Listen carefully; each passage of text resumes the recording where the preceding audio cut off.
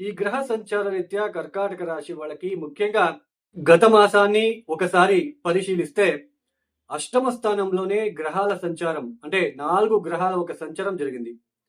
రాహువుతో కలిసి కుజుడు, వక్రించిన బుధుడు, అలానే సూర్యుడు మార్చి 15వ తేదీ అష్టమాన్ని వదిలేసి నవమ స్థానంలోకి ప్రవేశించారు, అంటే మీనరాశిలోకి. బట్ మార్చి మాసంలో అష్టమ స్థానంలో ఈ గ్రహాల ఒక కలయిక అనేది చాలా ఒత్తిడికి గురి చేసింది మీకు. సంతానపరమైన విషయాల్లో ఖర్చులు పెరగడము, కౌటుంబిక విషయాలలో కలహాలు కావచ్చు, అలానే నిశ్శక్తిగా ఉండడం లాంటిది, తొందరగా టైర్డ్ అని అనిపించడం లాంటిది, అలానే ముఖ్యంగా ఈ ఒక ఆలోచన విధానం ఇన్వెస్ట్మెంట్ విషయంలో మీరు ఆలోచించి ఏదైతే నిర్ణయాలు తీసుకుంటున్నారో అది ఇన్వెస్ట్మెంట్ కావచ్చు, సంతానపరమైన విషయాల్లో కావచ్చు, అలానే మీ వృత్తిపరమైన విషయాల్లో కావచ్చు, వాటిల్లో అనవసరమైన కాన్ఫ్లిక్ట్స్ కావచ్చు, వివాదాలు కావచ్చు, మీరు ఎదుర్కొని ఉండే ఆస్కారాలు ఉంటాయి. కొంతమందికి సర్జరీ లాంటిది, ఎందుకంటే కుజ రాహుల కలయిక డీప్ కంజక్షన్ అయినప్పుడు ఖచ్చితంగా ఎవరికైనా సర్జరీ జరగడం లాంటిది, లేదా ఆరోగ్యరీత్యా చాలా డిస్టర్బెన్స్కి గురి అవ్వడము, ఎస్పెషల్లీ మెంటలీ టెన్షన్స్కి గురి అవ్వడం లాంటిది చోటు చేసుకునే ఉంటుంది. అంటే కాన్ఫిడెన్స్ తగ్గడం, ఇక్కడ కాన్ఫిడెన్స్ తగ్గి బాగా భయం లాగా అనిపించి ఉండడానికి ఆస్కారాలు ఉంటాయి. అయితే ఈ ఒక ఏప్రిల్ మాసంలో అన్ని గ్రహాలు కూడా, ఈ కుజుడు కూడా నవమ స్థానంలోకి ప్రవేశిస్తున్నారు, బుధుడు కూడా నవమ స్థానంలోకి ప్రవేశిస్తున్నారు. ఈ నవమ స్థానంలోకి ఎథిక్స్ హౌస్కి లక్ని మనకి ఇచ్చే హౌస్, అది 9th హౌస్, పితృస్థానము. అలాంటి స్థానంలోకి ఇలాంటి 4 గ్రహాల ఒక సంచారం అనేది, అందులోనే 3 పాప గ్రహాలు సూర్య, శని, అలానే కుజుడు, ఈ పాపగ్రహాల ఒక సంచారం అనేది తండ్రి ఆరోగ్య విషయాలలో, తండ్రికి సంబంధించిన విషయాలలో ఏదైనా డిస్టర్బెన్సెస్కి గురి అవ్వడము, అలానే చేతి వరకు వచ్చి నోటికి అందకుండా వెళ్ళడం లాంటిది, ఏదైనా అభివృద్ధి కోసం చేసే ప్రయత్నాలు, విద్యార్థులు చదువుల పట్ల వెనక్కి పడిపోవడము, సోదరులతో విభేదాలు లాంటిది, ఇలాంటివి చోటు చేసుకునే ఆస్కారాలు ఇలాంటివి ఎంత ఉన్నప్పటికీ కూడా ఈ ఏప్రిల్ మాసంలో 2వ వారం తర్వాత అభివృద్ధి చూడగలుగుతారు. ఆర్థిక విషయాల్లో అభివృద్ధి, ఉద్యోగ విషయాలలో అభివృద్ధి, మీరు ఏదైనా కొత్తగా ఉద్యోగ ప్రయత్నాలు చేస్తూ ఉంటే వాటిలో సక్సెస్ అవ్వడం లాంటిది, మళ్ళీ కుటుంబ వ్యక్తుల కాస్త సహాయ సహకారాలు మీకు అందుకోవడం లాంటిది,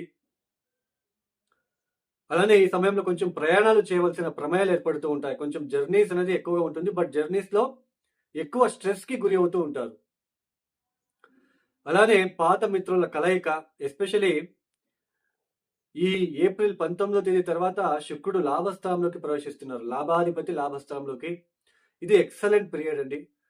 పాత మిత్రుల కలయిక, అలానే భార్య లేదా భర్త ద్వారా కొంచెం హ్యాపీగా ఉండడం లాంటిది, మంచి ఆలోచనలతో ముందుకు సాగడము, అలానే ముఖ్యంగా మంచి మంచి భోజనాలు చేయడం లాంటిది, అలానే లగ్జరీ వస్తువులని కొనుగోలు చేయడం లాంటిది, ఆకస్మికంగా ధన ప్రాప్తి, ఇలాంటి శుభ యోగాలు మీకు రాబోతున్నాయి.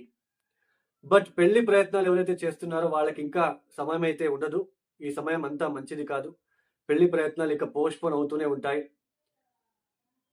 సో సంతానానికి సంబంధించిన విషయాల్లో ఉన్న ఆ కాన్ఫ్లిక్ట్స్ కొంచెం 2వ వారం నుంచి తగ్గుతాయి. అలానే ముఖ్యంగా కొత్తగా ఎవరైతే బిజినెస్ పెట్టాలి అనుకున్న వాళ్ళకి కాస్త అనుకూలించే సమయం అనే చెప్పుకోవచ్చు. మొత్తానికి కర్కాటక రాశి వాళ్ళకి మొదటి 2 వారాలు పెద్దగా మనకి యోగించదు, బట్ 2 వారాల తర్వాత కర్కాటక రాశి వాళ్ళకి కాస్త అనుకూలత ఏర్పడబోతున్నది. సో అలానే అకల్ట్ సైన్స్ రిలేటెడ్ ఎవరైనా చదువుకోవాలనుకుంటున్న వాళ్ళకి, జ్యోతిష శాస్త్రం మీద, నెట్వర్కింగు లేదా టెలికమ్యూనికేషన్ లేదా సాఫ్ట్వేర్ రిలేటెడ్ రంగంలో ఉన్న వాళ్ళకి కాస్త అవకాశాలు కలిసి వచ్చే ఆస్కారాలు ఉంటాయి. ఈ సమయంలో బాగా అవకాశాలు వస్తాయండి మీకు. ఏప్రిల్ 10వ తేదీ వరకు మాత్రమే. ఏప్రిల్ 10 దాటిన తర్వాత అగైన్ బుధుడు బలహీన పడుతున్నాడు నవమ స్థానంలో, అంతగా యోగించడు. బట్ 12వ స్థానానికి అధిపతి అయిన బుధుడు నవమ స్థానంలో సంచారం అనేది అనవసరమైన ప్రయాణాలు, ఆకస్మికంగా వచ్చే అనవసరమైన ప్రయాణాలు, ఖర్చులు ఇలాంటివి, అలానే కొంచెం మీ తండ్రి సోదరులతో మీ ఫాదర్కి మరియు మీ సోదరులతో అక్కా చెల్లెలతో సంబంధ బాంధవ్యాలలో ఎక్కడో ఒక చోటు మొదటి 2 వారాలు కాస్త ఇబ్బందిగా ఉండడానికి ఆస్కారాలు నిండుగా కనిపిస్తూ ఉంటుంది. అంటే మొదటి 2 వారాలు చాలా కొంచెం ఒత్తిడులు ఎదుర్కొన్నప్పటికీ మూడో వారం నుంచి కాస్త అనుకూలతలు, మానసికంగా సంతోషము, ఆర్థికపరమైన విషయాల్లో అభివృద్ధి, ఉద్యోగపరమైన విషయాల్లో కాస్త ముందడుగు వేయడము, మంచి ఉద్యోగం విషయంలో ఉద్యోగం చేస్తున్న వాళ్ళకి మీ బాస్ నుంచి మంచి సపోర్ట్ రావడము, కొత్త వ్యక్తుల పరిచయాలు, కొత్త వ్యక్తుల స్నేహం దొరకడం లాంటిది. ఇలాంటి మంచి శుభయోగాలు ఈ ఒక 2వ వారం తర్వాత ఏర్పడబోతున్నాయి. ఈ కర్కాటక రాశి వాళ్ళు తప్పనిసరిగా మరి ఏం చేసుకుంటే బాగుంటుంది అంటే, ముఖ్యంగా నవమ స్థానంలో ఇలాంటి గ్రహ సంచారం మెయిన్ సూర్య, శని, కుజ లాంటి గ్రహాలు, బుధుడు లాంటివి వచ్చినప్పుడు ఈశ్వర ఆరాధన, మీరు ఓం నమ శివాయ ప్రతిరోజు ఎంత చదువుకుంటారో ఒక 2000 సార్లు 1000 సార్లు పొద్దున్న లేచి జపమాల తీసుకొని చదువుకోండి, లేదా 108 పూలు తీసుకొని వాటిల్నే రివర్స్ చేస్తూ 10 టైమ్స్ మీరు రివర్స్ చేశారు అంటే 108 పూలతో 108 ఇంటూ 10 టైమ్స్ అంటే 1080 టైమ్స్ మీరు చదువుకోవడము, ఆ పూలను తీసుకొని మళ్ళీ శివాలయానికి వెళ్ళి ఇచ్చి రావడము, అలానే కాకులకు, పక్షులకు ఆహారము, నీళ్లను అందించడము, ఇది ఎంత చేస్తారో, అలానే అన్నదాన కార్యక్రమాలని మీరు ఎంత చేస్తారో మీకంతా ముందుకు వెళ్తారు, కాన్ఫిడెన్స్ అనేది పెరుగుతుంది. అలానే ఎవరైతే ఈ వీడియోని చూస్తున్నారో లైక్ చేయండి, షేర్ చేయండి, సబ్స్క్రైబ్ చేసుకోండి.